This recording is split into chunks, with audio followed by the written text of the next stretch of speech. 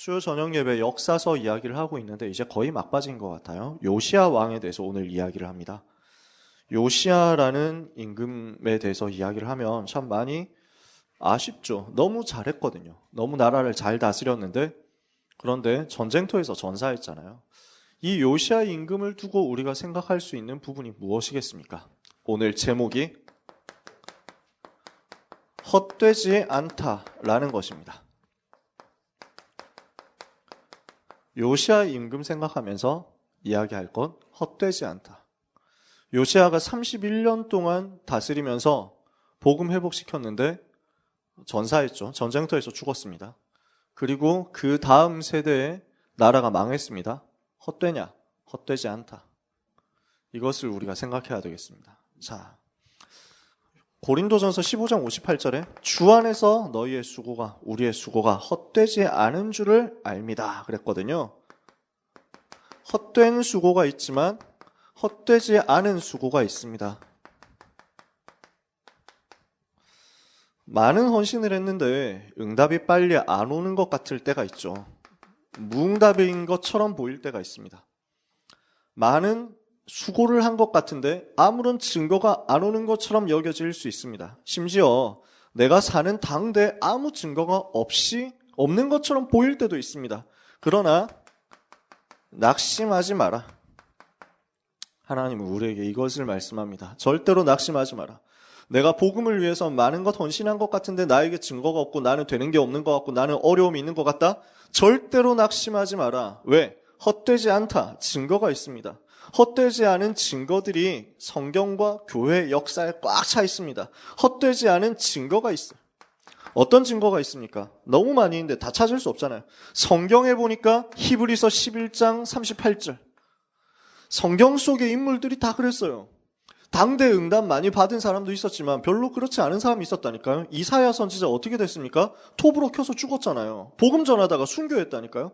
예레미야 선지자 복음 진짜 계속 복음 말했는데 아무도 안 들어줬어요. 이사야 선지자는 그래도 히스기야 왕 같은 제자라도 있었지. 요시야 임금 때는 예레미야 선지자한테는 그런 제자도 없었다니까요. 당장 눈에 보이는 그런 제자가. 그러니까 예레미야 선지자 돌에 맞아 죽었잖아요. 에스겔 선지자 순교했다고 얘기하거든요. 성경 속에 있는 많은 선지자들이 순교했습니다. 그런데 하나님은 뭐라고 하시느냐? 세상이 감당하지 못하는 사람들이었다. 아무 증거 없는 것 같고 아무 역사 안 일어난 것 같은데 절대 그렇지 않다. 그들의 헌신, 세상이 감당치 못할 헌신이었다라는 것입니다. 초대교회는 어땠습니까? 예수가 그리스도 모든 문제 해결자. 이 언약을 붙잡고 완전 복음 붙잡았는데 너무 많이 고난당했죠. 순교했습니다. 250년 동안 핍박당했습니다. 진짜 계속 고난당한단 말이에요. 그런데 헛되지 않다. 세 번째, 종교개혁자들 너무 많이 고난당했습니다. 복음 회복해야 된다 이렇게 했는데 그것 때문에 화형당하고 그것 때문에 칼 맞아 죽고 창에 맞 찔려서 죽고 그것 때문에 너무 많이 고난당하고 너무 많이 어려움 당하고 이랬죠. 후스 같은 사람 사진 보니까 너무 안타깝더라고요. 옛날 그림인데 요한 후스 종교개혁자가 순교할 때 어떻게 순교했냐? 화형당했어요. 그냥 화형당한 게 아니라 쇠사슬로 묶여가지고 화형을 당했는데 그 머리에 모자에 교황 같은 모자를 쓰고 있더라고. 그래서 이게 뭐지 하고 자세히 보니까 그 모자에 뭐라고 써놨냐면은 마귀들의 교황 이런 식으로 써놓은 거예요. 그래서 마귀 그림 그려놓고 그러니까 복음 회복하자 이렇게 했는데 너무 억울한 누명 쓰고 마귀 모습으로 조롱을 당하면서 죽었다니까요. 헛되냐? 헛되지 않다. 그 종교개혁자의 순교의 피 때문에 그때 흘렸던 피, 그때 바쳤던 목숨, 그것 때문에 이 시대 복음 회복된 거예요. 500년 전에. 그렇게 됐잖아요. 그 헌신이 있었기 때문에, 그 순교가 있었기 때문에 한국 교회 증거가 있습니다. 한국 교회사에 너무 많은 증거들이 있는데 대표적인 인물이 토마스 선교사님이잖아요. 한국 땅에, 조선 땅에 처음으로 복음 들고 들어왔습니다. 토마스 선교사님이, 영국 사람이 26살 나이였습니다. 원래 중국으로 들어가서 선교하려고 했는데 이게 제대로 안 된 거예요. 그래서 이렇게 너무 많은 어려움을 당하고 우울증 끝에 회복해가지고 하나님의 새로운 계획이 있을 것이다. 얘기 들어보니까 조선이란 땅이 있어요. 여기 가서 선교해야 되겠다. 이렇게 해가지고 성경을 어렵게 번역을 몇 군데 해가지고 누가복음 성경을 번역해가지고 들고 현장으로 들어갔어요. 그래서 미국 배가 지나간다 하니까, 조선으로 간다 하니까 그 배를 타고 조선에 들어가야 되겠다. 어떻게 됐습니까? 대동강변에서 내리자마자 목 잘려서 죽었잖아요. 그때 쇄국정색 때라. 그래서 대원군 때니까 이렇게 해가지고 제너럴 셔먼호 사건 때 그래서 막 그 싸움이 일어나서 이렇게 해가지고 당장 배는 그 배를 침몰시키고 그리고 살아남은 사람들 다 끌고 와가지고 대동강변에서 목 잘라 죽였죠. 토마스 선교사님 그렇게 죽었다니까요. 도착하자마자 순교했어요. 어떻게 됐습니까? 하나님이 하셨다니까요. 그때 목을 자른 사람에게 성경을 줬다니까. 자기가 번역한 성경. 이걸 꼭 읽어봐라. 그러면서 막 뿌렸다고. 이 성경을 죽기 전에 뿌렸다고. 선교사님이. 어떻게 됐습니까? 토마스 선교사님의 목을 자른 병사가 망나니 했던 포졸이 박충권이라는 사람입니다. 이름이 남아 있습니다. 그 사람이 그 성경 보고 예수 믿었어요. 그리고 그 아들이 교회 목회자가 됐습니다. 나중에. 그리고 어떤 사람이 그 성경책을 가지고 가서 벽지로 쓰겠다고, 종이도 귀하니까, 그때 당시에. 벽지로 쓰겠다고 가서 찢어가지고 붙여놓은 그거 읽다가 예수 믿게 됐어요. 그래서 그 집이 평양 최초의 교회가 됐어요. 널문리 교회라고. 교회상에 남아있는 이야기입니다. 헛되지 않다. 아무것도 안 한 것 같은데 헛되지 않다. 일제시대 때 순교했던 사람들 있잖아요. 우리 주기철 목사님 같은 분들. 아무런 역사 안 일어난 것 같은데 그렇지 않다. 하나님은 복음 때문에 헌신하는 사람들, 복음 회복시킨 사람들의 헌신 절대로 헛되게 하지 않습니다. 지금도 세계 선교 현장에서 이런 일들이 일어나고 있습니다. 여러분 아시지만 우리 세계 선교 대회 때 우리 영상 예전에 봤잖아요. 우리 이 나라 이름을 뭐 딱히 지금 방송 보는 사람이 많지는 않을 텐데 딱히 이거 녹화해가지고 방송 보는 사람이 아주 많을 것 같진 않지만 그래도 비밀로 해야 되겠죠. 네, 이슬람 국가니까 비국 여러분 아시잖아요. 5글자 나라 비국. 요 나라에 외국인 노동자로 들어왔던 분이 살람 목사님이잖아요. 그죠? 여러분 그 내용 아시잖아요. 이 살람 목사님이 외국인 노동자. 그래서 자기 나라에서 나름대로 대학 잘 나온 엘리트였지만 먹고 살 길이 없으니까 너무 가난한 나라잖아요. 이러니까 한국에 와가지고 돈 벌어야 되겠다. 이렇게 해서 왔죠. 그랬는데 어느 권사님을 만났단 말이에요. 이 권사님이 복음을 전한 거예요. 사실은 복음을 전한 게 아니라 우리 교회에 가면은 예쁜 여자를 만날 수 있다. 여자를 소개시켜 주겠다. 이렇게 해가지고 데리고 왔대요. 권사님이. 이렇게 해서 권사님이 딱 두 사람한테 외국인 노동자 두 사람을 데리고 교회로 왔는데 여자는 소개를 안 시켜주고 계속 그리스도만 얘기를 하는 거지. 이러니까 뭐 여자 얘기해 준다더니 이래가지고 한 명 가버렸어. 이 살람 목사님이 여자 만나러 왔다가 복음 듣고 변화된 거예요. 이거구나. 이렇게 해가지고 이 권사님이 나름대로 잘 나가다가 어려움 당해가지고 복음 받았는데 여러분도 그 영상 보셨지 않습니까? 복음 받았는데 바로 회복되고 잘 되면 좋은데 그렇지 않았다니까요. 하는 게 오히려 더 어려워졌어요. 더 가난해졌어. 사람들이 막 조롱했잖아요. 지나가면서 조롱했잖아요. 아니 뭐 그리스도가 모든 문제 해결자라더니 이렇게 막 경제가 더 어렵냐 이렇게 얘기하고 사람들이 뭐라 했다니까. 집이 점점 줄어들어. 너무 가난하게 살았어. 이렇게 했는데 이 한 사람을 세웠단 말이에요.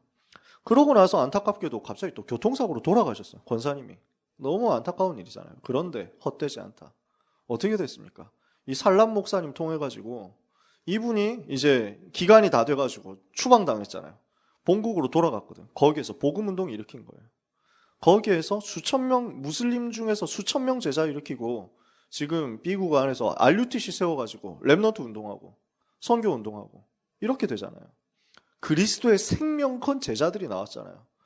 이러니까 지금 IS 같은 팀들이 막 이 살람 목사님 죽이려고 온갖 테러 전략 쓰는데 그러면서 막 모함해가지고 우리 살람 목사님 제자 로니 전도사님 지금 목사님 안수 받으셨던데 로니 전도사님 그때 막 말도 안 되는 누명 뒤집어 씌워서 살인죄로 막 간 적도 없는데 이렇게 해가지고 감옥 가둬놓고 재판도 안 하고 너무 고난당했잖아요.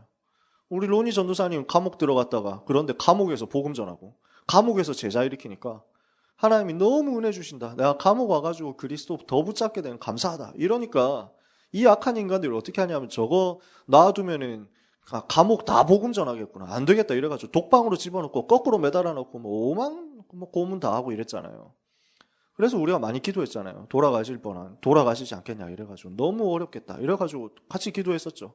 하나님이 은혜 주셔가지고 재판도 못 받고 계속 한 2, 3년을 있었어요. 그렇게 하다가 결국 풀려났잖아요. 그래서 지금 사역하시더라고요. 너무 많이 어려움 당했지만 안수받고 지금 사역하시더라고요. 청소년 팀장 수련회 가가지고 얘기를 들었는데 우리 김동훈 목사님이 선교 총국이시니까 이 살람 목사님 이야기를 하면서 자기가 같이 이제 살람 목사님하고 같이 미국 가가지고 다니던 얘기를 하는데 어떻게 됐습니까? 이제 막 이상한 사람들이 막 따라오면서 막 이러니까 이게 테러인가? 이러니까 막 걱정을 하니까 살람 목사님이 얘기를 하더래요. 목사님, 걱정하지 마십시오. 죽더라도 제가 먼저 죽을 거니까 목사님 걱정하지 마십시오. 이러니까. 그러니까 방패가 돼가지고 자기가 먼저 죽겠다는 거지. 그 정도라니까요. 그렇게 해가지고 계속 따라와가지고 너무 걱정했대 지금.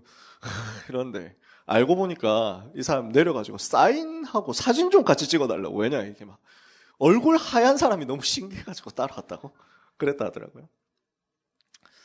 이 살람 목사님 얘기를 들으면은 참 눈물 나던데 우리도 모시고 한번 들어보면 좋은데 그죠? 살람 목사님 얘기를 이제 저도 전해 들었지만 그러니까 당장 무슬림이었다가 이제 복음 받고 나오니까 어떻게 됩니까? 당장 이거는 명예살인이라고 해가지고 이게 가능하거든요. 죽여도 죄를 안 물어요. 이슬람교도였다가 이교도가 된 사람은 그 집에서 죽여도 재판을 안 걸립니다. 이게 죄인이 아니에요. 그 정도로 악해요. 그렇게 했던 건데 살해 위협 엄청 당하죠. 그냥 집에서는 죽일 수 있는데 죽이지는 않고 쫓아냈어요. 더 이상 너는 내 자식 아니다 이래가지고 쫓아냈다는 거예요. 그래서 가문에서 쫓겨나서 호적을 팠어요. 실제로 살람 목사님. 이렇게 해가지고 미국 전역을 다니면서 복음 전하는데 딱 한 군데 못 가는 데가 집이라는 거예요. 자기 집. 그 고향. 왜냐? 다시는 오지 마라. 엄마가. 그래가지고 다시는 여기 와가지고 복음 전하지 마라. 그러면 내가 너를 죽여야 된다. 이랬다는 거예요. 그래서 거기만 못 간대. 그래, 엄마가 너무 보고 싶으니까, 사역하다가 엄마 너무 보고 싶으니까, 조용히 가가지고 밤중에 가서 멀리서 한번 보고 이래 돌아간다는 거예요. 얼마나 짠합니까? 이렇게 해가지고, 이제 더 재미난 사실 이번에 가서 들었는데, 그래서 쫓겨났잖아요. 가문에 쫓겨났으니까 성이 없어, 당장. 성이 없어. 성을 만들어야 돼요. 자기가. 성을 뭘로 만들었냐? 류로 만들었대, 류. 야, 진짜 그 얘기 들으면서 웃음 나오면서 눈물 나더라고요. 야, 참 이게 너무 감사한 일이다, 이게. 자, 다시 돌아가 봅시다. 그 권사님이 어땠습니까? 헛됩니까? 그렇지 않다. 짧은 생에 살면서 조금 복음 전하고 많은 역사 못 일으키고 간 것 같지만 그렇지 않다. 이게 2000년 교회사 그리고 성경의 역사, 오늘 우리가 살아가는 걸음입니다. 여러분의 삶에 증거 없는 것 같습니까? 아무 역사 안 일어나는 것 같습니까? 복음 붙잡았는데 잘 안 되는 것 같습니까? 낙심하지 마라. 절대로 헛되지 않습니다. 이게 요시아의 인생이었습니다. 8살 때 왕이 됐어요. 26살 때 종교개혁했습니다. 39살 때 죽었습니다. 짧죠. 짧은 나이에요. 제가 39살인데 짧은 나이에요. 그러나 그 생애가 헛되지 않다. 어떻게 헛되지 않았는지를 조금만 봅시다. 유다 나라는요, 멸망이 확정된 상태였어요. 요시아가 임금이 되기 전에 이미 요시아가 아무리 잘해도 유다 나라에게 와 있는 멸망이라는 운명이 바뀌지 않았어요. 하나님 이걸 정해놨다니까. 언제 정했습니까? 할아버지 므낫세 왕 때 그걸 정해놨습니다. 므낫세 어떤 사람이었습니까? 우리가 지난번에 12월 말에 역사서 이야기하면서 얘기를 좀 했어요. 히스기야 이후 므낫세 어떻게 됐느냐? 아버지 히스기야가 무너뜨렸던 우상을 다시 다 세웠습니다. 너무 많은 악한 짓을 했는데 지난번에 얘기했으니까 오늘 다 얘기할 필요 없죠. 온 유다를 깨워가지고 범죄하게 만들었어요. 임금이 백성들을 속여가지고 백성들을 유혹해가지고 같이 범죄하도록, 같이 사단에게 종로를 타도록 이렇게 만들어버렸다니까. 이렇게 하면서 어느 정도 우상숭배 심각하게 했냐. 성전에까지 우상을 갖고 들어온 거예요. 성전에 우상을 세웠다니까. 하나님이 가장 싫어하는 거. 이러면서 죄악을 많이 행했는데 무죄한 자의 피를 흘리고 막 이랬습니다. 이렇게 하니까 하나님은 유다와 예루살렘에 재앙을 내릴 것을 확정하셨습니다. 더 이상은 답이 없다. 반드시 재앙을 내릴 것이다. 하나님이 진노하시고 재앙 내릴 것을, 멸망시킬 것을 작정했죠. 므낫세의 아들이 아몬입니다. 아버지하고 똑같습니다. 22살에 즉위해가지고 2년 동안 통치했는데 그 짧은 기간 동안에 계속 우상 숭배했어요. 그러면서 하나님 떠난 짓을 하다가 결국 살해당하죠. 피살당합니다. 이때 이미 재앙 내리기로 하나님은 작정해 놓으신 상태였어요. 그런 상태에서 요시야가 왕이 됐습니다. 아버지가 갑자기 살해당했으니까. 그게 하나님의 계획이었어요. 그렇죠. 그게 하나님 계획이었다니까. 아몬이 므낫세 밑에서 우상 숭배하는 것만 보고 자랐거든. 22살에 왕이 됐는데 그 짧은 기간 동안에도 계속 범죄했어요. 이 아몬이 오래 살았으면 어떻게 됐겠습니까? 아들 요시야한테도 계속 잘못된 각인뿌리 체질 계속 전달했겠죠. 우상 숭배 계속 전달했겠죠. 하나님이 불러가 버렸어요. 요시야라는 사람을 통해서 하나님이 하실 중요한 일이 있기 때문에. 그래서 8살 어린 나이에 아버지가 살해당한 상태에서 요시야는 왕이 됐습니다. 그리고 하나님의 은혜를 받고 종교 개혁을 하기 시작합니다. 요시야의 개혁 이야기. 자세하게 이야기하자면 많이 있겠지만 시간이 많이 없으니까요. 간단하게 얘기해서 8살에 왕이 됐죠. 8세 때 즉위해가지고 여호와 보시기에 정직하게 행했다. 오늘 우리가 읽었잖아요. 그러면서 즉위한 지 8째 되는 해, 그러니까 8년째 되는 해에 하나님을 찾았다. 그 전까지는 잘 몰랐을 거예요. 너무 어리니까. 그리고 뭐 해야 되는지 모르니까. 그런데 다행스럽게도 선지자들이 현장에 있단 말이에요. 히스기야 임금 때 복음 회복시켜 놨던 그 비밀을 보고 듣고 배우고 훈련받았던 선지자들이 있단 말이에요. 이 선지자들을 통해 가지고 영향을 받았겠죠. 제사장들이 있으니까 이 사람들을 통해서 영향을 받았겠죠. 이렇게 해가지고 즉위한 지 8년째, 그러니까 16살이죠. 16살 때 하나님을 찾기 시작한다. 역대하에 보니까 그렇게 써 있어요. 그 조상 다윗의 하나님을 찾았다. 그래서 렘넌트들이 반드시 기억해야 됩니다. 내가 들었던 복음 있잖아요. 엄마한테 아빠한테 그 얘기를 듣고 교회 가서 전도사님 목사님한테 들어서 알게 된 그 복음이 나의 복음 되어지는 단계를 렘넌트 때, 청소년 되기 전에 반드시 체험해야 됩니다. 청소년 끝나기 전에요. 요시야가 이거 한 거죠. 16살 때 들어서 알았던 여호와가 나의 하나님 여호와. 그래서 스스로 여호와 하나님을 찾기 시작해요. 여러분에게 아직 이거 없었다면 지금이라도 하셔야 됩니다. 여기 계신 여러분들이 한 번도 내가 스스로 여호와 하나님을 찾아본 적이 없다면 이제는 일어나서 이거 찾는 것부터 시작하셔야죠. 그죠?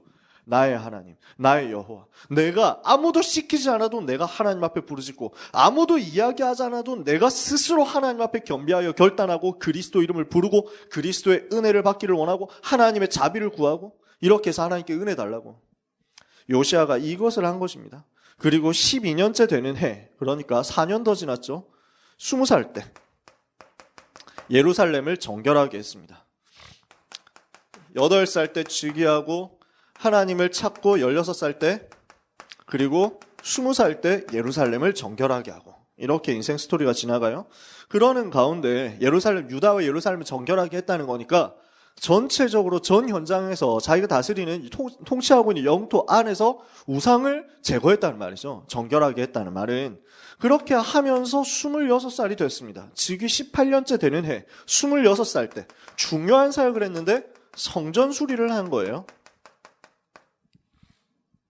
우리도 1층 수리 이제 다음 주에 하는데 다음 주입니다. 다음 주. 이번 주 아니고 다음 주 22일부터니까 다음 주 월요일부터 27일까지면 언제예요?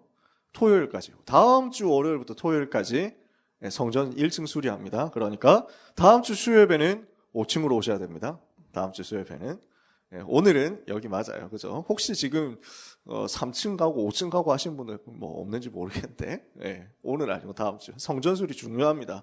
요시아가 성전수리 한 거예요. 왜 성전수리 했을까요? 므낫세 왕 때, 아몬 왕 때 엉망으로 만들어놨거든. 진짜 완전 폐허처럼 만들어놨어요. 거의 난장판이었어요. 이러니까 이 성전 수리를 하는데 성전 수리를 하다가 충격적인 사건이 일어납니다. 성경이 발견된 거예요.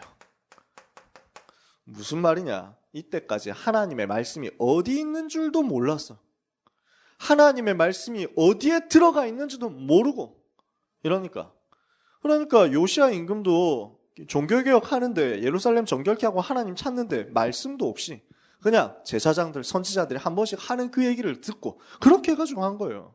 성경이 없어질 정도로 그만큼 하나님의 말씀이, 하나님의 언약이 완전 감춰지고 흘러가지 않고 너무너무 현장의 영적인 상태는 무너지고 성경이 이제서야 발견돼서 성전 수리하다가 그 틈에서 발견된 거예요. 아니 이게 뭐지 하고 찾아보니까 하나님의 말씀이요. 뭐였냐? 신명기 말씀이었어요. 이 말씀을 찾아가지고 이제 막 보고가 올라오잖아요. 임금님 성경을 찾았습니다. 하나님의 말씀을 찾았습니다. 이래가지고 그래 읽어봐라. 본인이 직접 읽을 수도 있는데 임금쯤 되니까 옆에서 읽어주잖아요. 항상. 그렇게 해가지고 선지자가 그 서기관이 옆에 서가지고 성경을 읽습니다. 듣는데 너무 충격되는 사건이었어요. 지금까지 하나님이 우리에게 주신 살 길을 하나님의 말씀을 통해서 주셨었는데 우리는 이 말씀을 놓치고 나니까 살 길을 전혀 모르고 망하는 길로만 계속 갔구나. 우리는 멸망할 수밖에 없었구나. 우리는 완전히 죄인이었구나. 완전 죄 가운데 살았구나. 너무 이거 깨달아지는 거예요. 너무 충격되죠. 옷을 찢고 임금이 회개합니다. 그러면서 이 말씀의 의미가 무엇인지 전달해야 되겠다. 이 말씀의 뜻이 무엇인지 전달해야 되겠다. 이걸 가지고 우리가 어떻게 해야 되는지 좀 듣자. 이렇게 해서 여선지자 훌다를 부릅니다. 훌다 선지자, 성경에 여자 선지자로서 활동했던 중요한 사람들인데 그 중에 한 사람이 훌다 선지자입니다. 이 사람을 불러가지고 메시지를 전달을 했는데 온 유다 백성들을 모아놓고 예루살렘에서 모아놓고 이 훌다 선지자를 통해서 하나님의 말씀을 전달합니다. 뭐라고 하느냐? 하나님의 말씀이 하나님 만나야 사는데 하나님 떠났지 않느냐. 그래서 사단의 권세 가운데서 마귀 종노릇하면서 우상숭배하면서 완전 죄 가운데 살지 않았냐. 그러므로 저주받을 수밖에 없다. 너희 세대 이 나라 멸망당할 수밖에 없다. 이걸 선포한 거예요. 그러면서 그래도 너희가 회개한다. 이 멸망을 너희 눈으로 보지 않게 하실 것이다. 그 정도까지 딱 얘기하시는 거예요. 하나님의 말씀을 모든 사람이 다 듣게 만들었어요. 모든 사람이 말씀을 다 듣게 했습니다. 이게 개혁이었어요. 이렇게 해서 모든 백성들을 모아놓고 이제 이야기를 하는 겁니다. 22장 15절부터 쭉 나오면 훌다 선지자가 이야기하는 게 나오는데요. 열왕기하 22장 15절부터 훌다가 그들에게 이르되 이스라엘 하나님 여호와의 말씀이 너희는 너희를 내게 보낸 사람에게 말하기를 여호와의 말씀이 내가 이곳과 그 주민에게 재앙을 내리되 곧 유다 왕이 읽은 책의 모든 말대로 하리니. 신명기 28장 29장 이런 데 보면은 축복과 저주에 대해서 나오잖아요. 그 저주가 이제 다 임하게 되는 거죠. 이는 이 백성이 나를 버리고 다른 신에게 분향하며 그들의 손의 모든 행위로 나를 경노하게 하였습니다. 그러므로 내가 이곳을 향하여 내린 진노가 꺼지지 아니하리라 하라 하셨느니라. 너희를 보내 여호와께 묻게 한 유다 왕에게는 너희가 이렇게 말하라. 이스라엘의 하나님 여호와가 이같이 말씀하셨느니라. 네가 들은 말들에 대하여 내가 이곳과 그 주민에게 대하여 빈터가 되고 저주가 되리라 한 말을 네가 듣고 마음이 부드러워져서 여호와 앞 곧 내 앞에서 겸비하여 옷을 찢고 통곡하였으므로 나도 너의 말을 들었노라. 회개하고 하나님 앞에서 이 백성의 죄악을 인하여 통곡하며 슬퍼하며 단식하며 하나님의 은혜를 부르짖었던 그것을 들었다는 거죠. 들었으므로 여호와가 말하였느니라. 그러므로 보라, 내가 너로 너의 조상들에게 돌아가서 평안히 묘실로 들어가게 하리니 내가 이곳에 내리는 모든 재앙을 네 눈이 보지 못하리라 하셨느니라 하니 사자들이 왕에게 보고하니라. 이 말씀이 현장으로 들어가는 거예요. 멸망에 대한 말씀이죠. 심판에 대한 말씀입니다. 이걸 듣고 너무 통곡되잖아요. 너무 안타깝잖아요. 23장 1절에 왕이 보내 유다와 예루살렘의 모든 장로를 자기에게로 모으고 왕이 여호와의 성전에 올라가며 유다 모든 사람과 예루살렘 주민과 제사장들과 선지자들과 모든 백성이 노소를 막론하고 다 왕과 함께 앉으라. 왕이 여호와의 성전 안에서 발견한 언약책의 모든 말씀을 읽어 무리의 귀에 들리고 그래서 하나님의 말씀을 왕을 통해 가지고 직접 현장에 전달하도록 만들었어요. 그죠? 이렇게 해서 3절에 단 위에 서서 여호와 앞에서 언약을 세우되 마음을 다하고 뜻을 다하여 여호와께 순종하고 그의 계명과 법도와 율례를 지켜 이체에 기록된 언약의 말씀을 언약의 말씀을 이루게 하리라 하매 백성이 다 그 언약을 따르기로 하니라. 온 백성과 함께 여호와의 언약으로 돌아가기로 작정합니다. 언약을 체결하는 거죠. 다시 한번 언약 확인합니다. 그러면서 어떻게 합니까? 모든 우상을 이때부터 무너뜨리기 시작합니다. 우상에 속한 우상 섬기는 사람들, 우상 세력, 우상 문화, 그리고 흑암 세력, 이것 전부 다 무너뜨리는 거예요. 청사는 이럴 때 쓰는 말이죠. 이럴 때. 이거 청산하라는 거예요. 괜히 엄한 사람 불러다가 청산한다고 하지 말고 우상과 우상 문화와 우상 섬겼던 그것들 전부 청산하는데 중요한 내용이 나옵니다. 우리가 시간이 없기 때문에 다 읽을 수 없지만요. 23장 뒷부분에 23장 중간쯤에 보시면 뭐가 나오느냐 하면은 23장 15절에요. 또한 이스라엘에게 범죄하게 한 느밧의 아들 여로보암이 베델에 세운 제단과 산당을 왕이 헐고 그 산당을 불사르고 빻아서 가루를 만들고 아세라 목상을 불살랐더라. 19절에 보면요. 전에 이스라엘 여러 왕이 사마리아 각 성읍에 지어서 여호와를 경노하게 한 산당을 요시아가 다 제거하되 베델에서 행한 모든 일대로 행했다. 무슨 말인지 이해가 되세요? 이게 지금 북이스라엘 땅에 있었던 우상까지 다 무너뜨렸다는 거예요. 지금 나라가 북이스라엘 남유다로 분단되었었잖아요. 그래서 지금까지 유다 왕들이 했던 모든 개혁은 중간중간에 개혁이 조금씩 있었죠. 여호사밧 같은 임금, 아사 같은 임금이 있었잖아요. 그래서 복음을 회복시켰다니까. 그 복음 회복의 범위가 항상 남유다까지였어요. 자기 다스리는 나라 안에. 그런데 지금 요시아가 뭘 했냐면 북이스라엘까지 다니면서 거기에 있었던 우상을 다 무너뜨렸다고. 보통 일이 아니죠, 이게. 물론 북이스라엘 나라가 망했기 때문에 가능한 일이었습니다.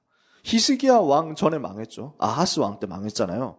아하스는 관심이 없었고 히스기야 왕은 여력이 거기까지 미치지를 못했어요. 그러니까 히스기야가 했던 종교개혁의 정도는 다니면서 북이스라엘 마을에 다니면서 여호와를 전달하고 여기에 있는 사람들 불러가지고 유월절 지키러 예루살렘으로 와라 이렇게 초청하는 정도까지였어요. 요시아 임금이 뭘 했느냐? 북이스라엘에 있었던 우상 숭배했던 그 모든 흔적까지 다 부숴뜨린 거예요.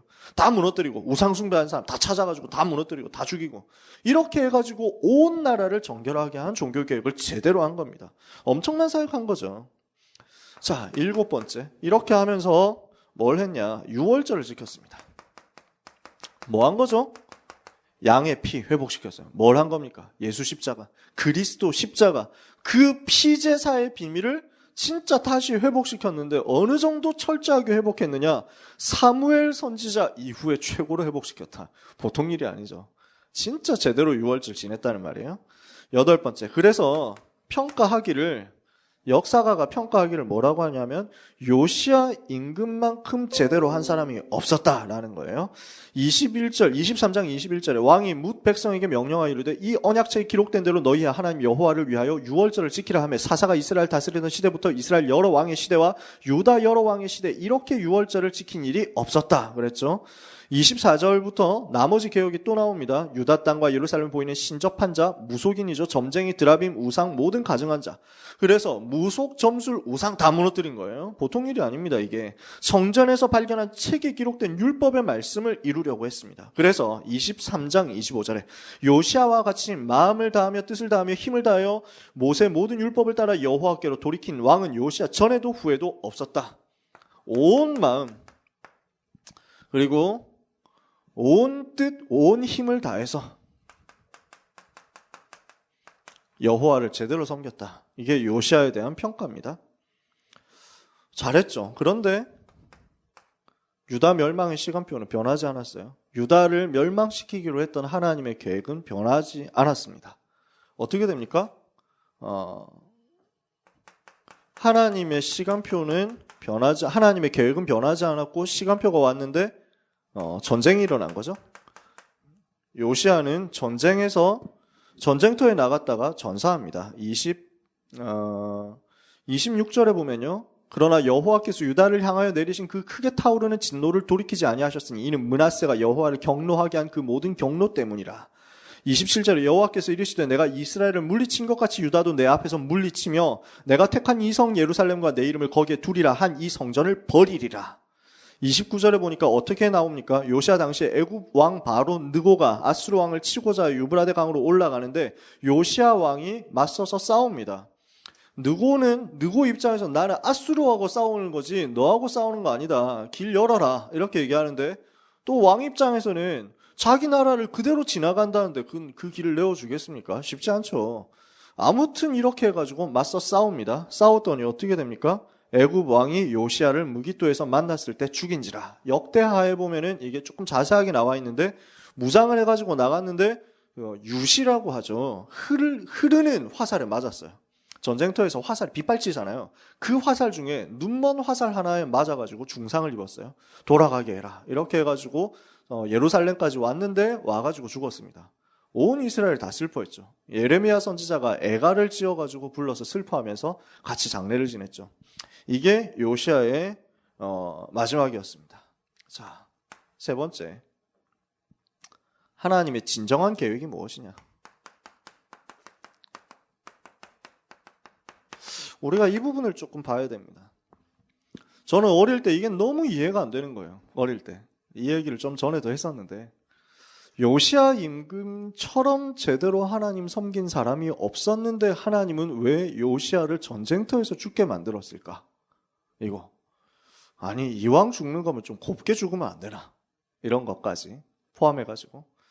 그래서 뭐 여러 가지로 이야기를 합니다. 어떤 분들은 이제 너무 마음이 이제 완악했다. 역대하에 보면은 하나님께서 바로 느고의 입을 움직여가지고 지금 나는 너하고 싸우는 게 아니다. 물러가라 이랬는데 그 말을 듣지 않고 요시아가 싸우다가 죽었다. 그러니까 말 안 들어서 죽은 거다라고 하는 사람도 있습니다.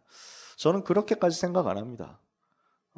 그게 죄악이다 잘못이다 이렇게 얘기할 수 없잖아요. 그거는 확정된 그 성경에서 이게 죄다 이게 잘못이다 이렇게 하지 않았기 때문에 우리는 그거에 대해 판단할 수 없습니다. 저는 너무 고민이 되는 거예요. 왜 그랬을까? 하나님의 계획이 딴 데 있었다는 거죠. 하나님의 진짜 소원이 뭡니까? 하나님이 정말 하시고자 하는 게 뭡니까? 복음 회복이죠. 이사야 7장 14절. 처녀가 잉타하여 아들을 낳으리니 그 이름을 임마누엘이라 하리라. 복음 회복이에요. 이게 하나님의 진짜 계획이에요. 하나님의 계획은 뭡니까? 강대국을 통해 가지고 세계 살려내라는 거예요. 저 강대국 살리고 강대국 때문에 우상 숭배 전 세계가 하고 있는데 이 우상을 무너뜨려서 세계를 재앙에서 건져내라. 이사야 60장 1절 3절. 일어나서 빛을 발해라. 전 세계 살려내라.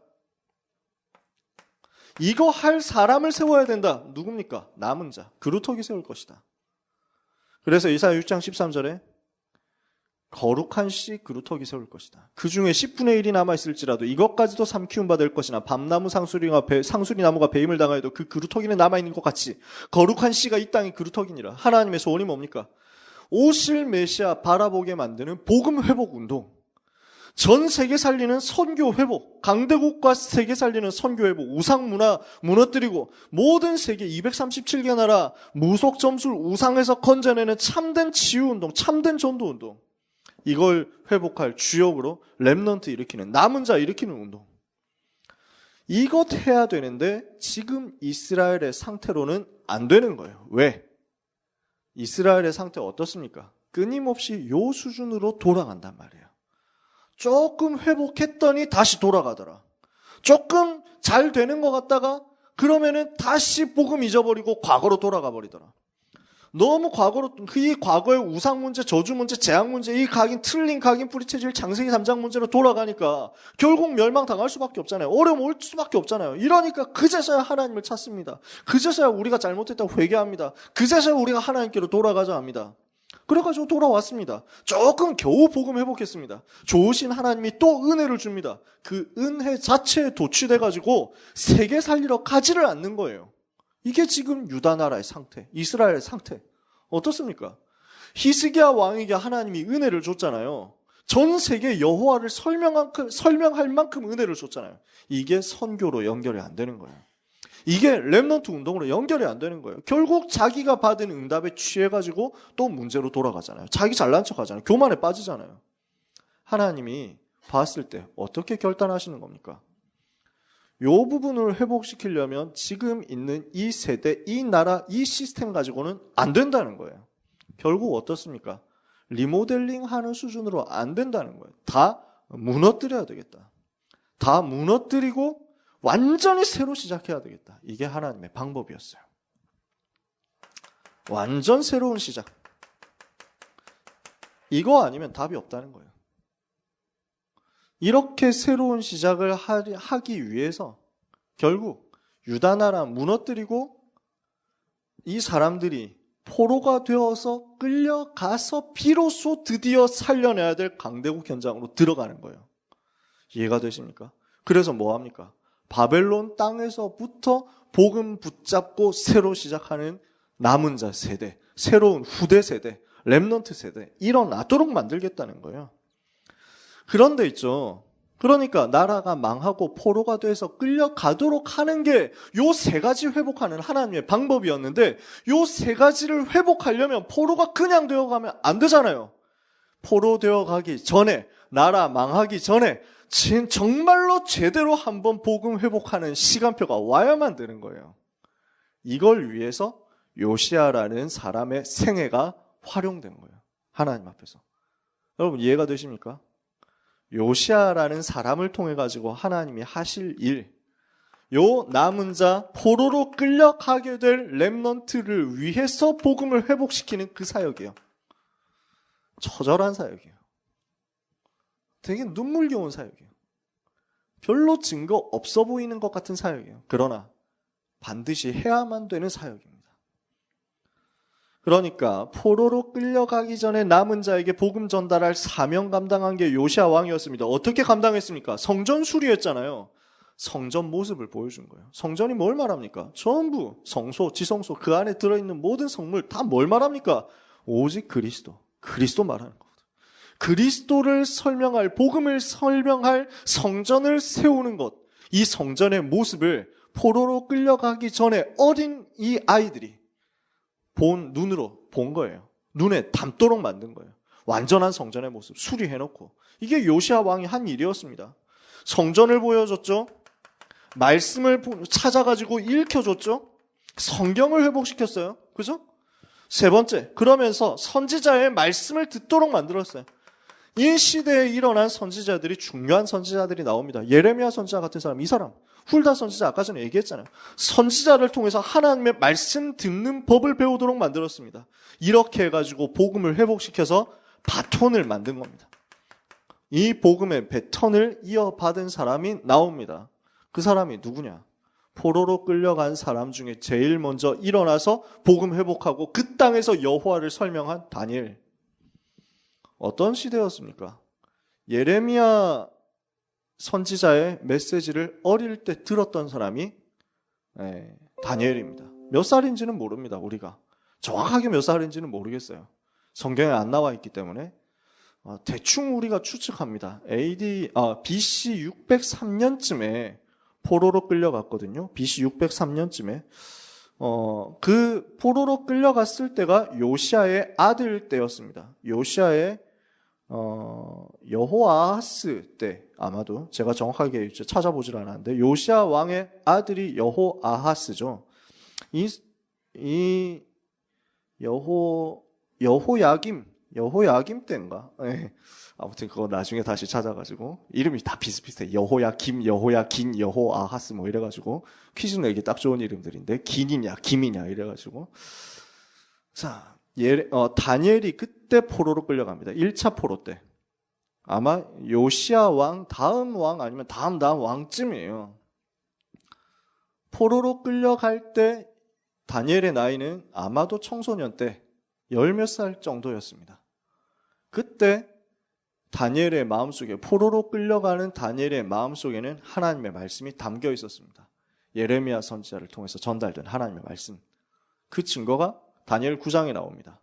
내가 예레미야 선지자를 통해서 하신 하나님의 말씀을 깨달았다. 그렇게 해가지고 기도하거든요. 금식하면서 기도해요. 그 내용이 나와요. 그 예레미야 선지자를 통해서 들었던 복음 메시지, 그리고 요때 들었던 복음에 대한, 복음 운동에 대한 그 그림들, 보았었던 그 그림들, 이것이 이게 한 몇십 년 후에 드러나기 시작하는 거죠. 포로로 끌려간 게 603년이었고 거기에서 3년 동안 훈련받아가지고 한 600년부터 증거를 나타내기 시작하죠. 이렇게 해서 예레미야가 530년쯤까지, 다니엘이 530년쯤까지 활동했습니다. 거의 한 70년 동안. 요 동안에 변하지 않고 무너지지 않고 메시지 붙잡고 현장에서 복음 회복시키고 요 세 가지 했단 말이에요. 그 세대를 일으키기 위해서 언약의 패턴을 찾아내가지고 전달한 게 요시야의 인생. 이해가 되시죠? 헛되냐? 헛되지 않다는 거예요. 그게 오늘의 주제입니다. 자, 결론 내릴게요. 이런 부분을 제가 신학교 때 들었었는데 너무 감격이 되는데 이걸 여러분에게 잘 설명을 오늘 못하고 있는 것 같아요. 저는 너무 이거 들으면서 와, 하나님의 계획이 이럴 수 있냐, 너무 감동이 되더라고요. 너무 감격이 되더라고요. 하나님이 너무 선하시고 너무 완벽하시구나 싶더라고요. 그걸 설명했던 요시야 왕 때 활동했던 선지자가 스바냐입니다. 스바냐 선지자가 무엇을 얘기했느냐? 여호와의 날이 온다 그랬습니다. 그래서 이 땅에서 모든 것을 멸절할 것이다. 스바냐 1장입니다. 여호와의 날은 뭐냐? 심판의 날이다. 모든 것 다 쓸어버린다. 모든 생명 멸절시킬 것이다. 여러 나라들에 대해서 심판할 것이다. 아무런 이야기를 합니다. 요시야는 종교개혁 해가지고 모든 것 하나님 앞에 서도록, 이 백성을 언약 앞에 서도록 회복시키고 있는데 그 시대에 활동했었던 중요한 선지자가 하는 얘기가 멸절시킨다, 심판한다, 결국 멸망하게 된다, 그 얘기거든요. 왜냐? 하나님의 진짜 목표가 있어요. 남은 자, 이거 세우겠다는 거예요. 스바냐 2장 3절에 숨겨진 자가 있다. 2장 7절에 그 지경이 이스라엘 유다족 속에 남은 자에게로 돌아가게 될 것이다. 3장 13절에 남은 자, 여호와께서 남겨두신 자가 있다. 요 남은 자를 통해서 복음 회복하도록. 그래서 이 남은 자 일어나서 세계 살리기 시작하면 결국 사로잡힌 곳에서 돌아가게 될 것이다. 포로에서 돌아가게 될 것이다. 나라를 회복하게 될 것이다. 그거예요. 이 남은 자 세우고 결국 포로에서 돌아오게 하는 그 일을 위해서 사용되었던 인생이라면 요시야의 인생은 결코 헛되지 않은 거죠. 이것을 두고 이것을 고백하면서 우리가 하나님의 계획을 찬양하지 않을 수 없다는 거예요. 그게 스바냐 3장 17절입니다. 여러분 잘 아시는 찬양이잖아요. 그래서 악보 나눠드렸잖아요. 갖고 계신지 모르겠는데 뒤에 복사를 해놨는데 별로 안 챙기신 것 같은데 스바냐 3장 17절 요겁니다. 뭐죠? 너의 하나님 여호와가 너의 가운데 계시니 그는 구원을 베푸실 전능자이시라. 그가 너로 인하여 기쁨을 이기지 못하시며 너를 잠잠히 사랑하시며 너를 인하여 즐거이 부르며 기뻐하실 것이다. 왜요? 요시야를 향해서 요 얘기하시는 거예요. 그리고 남은 자를 위해서 향해서 요 얘기하시는 거예요. 너를 그렇게 사랑한다. 너를 그렇게 기뻐한다. 너를 남겨놓았다. 너를 세워서 전 세계를 살리게 할 것이다. 그게 우리 인생. 하나님께서 주시는 은혜를 여러분이 이 저녁 시간에 받게 되시기를 바랍니다. 악보도 기왕 받고 있는데 찬양할까요? 너의 하나님 여호와가, 이 찬양. 우리 이 찬양하고 마치도록 하겠습니다. 아멘. 하나님이 여러분을 이렇게 사랑하시고 이렇게 기뻐하시고 여러분의 인생을 헛되지 않게 사용하시고 축복하실 줄 믿습니다. 기도하겠습니다. 하나님 감사합니다. 우리를 하나님의 자녀 삼으시고 이 시대에 꼭 필요한 사람으로 불러주시고 하나님의 소원을 위해서 헛되지 않은 인생을 살도록 응답해 주시니 감사합니다. 우리에게 증거가 있어도 예수는 그리스도요. 우리에게 증거가 없어도 예수는 그리스도임을 믿습니다. 우리의 삶에 많은 축복이 있다 할지라도 그리스도는 변하지 않으시고 우리의 삶에 많은 고난이 온다 할지라도 그리스도는 완전하심을 고백하오니 이 그리스도 안에서 복음 회복의 증인이 되게 하시며 전도 선교 회복의 증인이 되게 하시며 남은 자 운동의 주역으로 끝까지 복음 붙잡고 언약의 길을 달려가는 종들이 되게 하여 주시옵소서.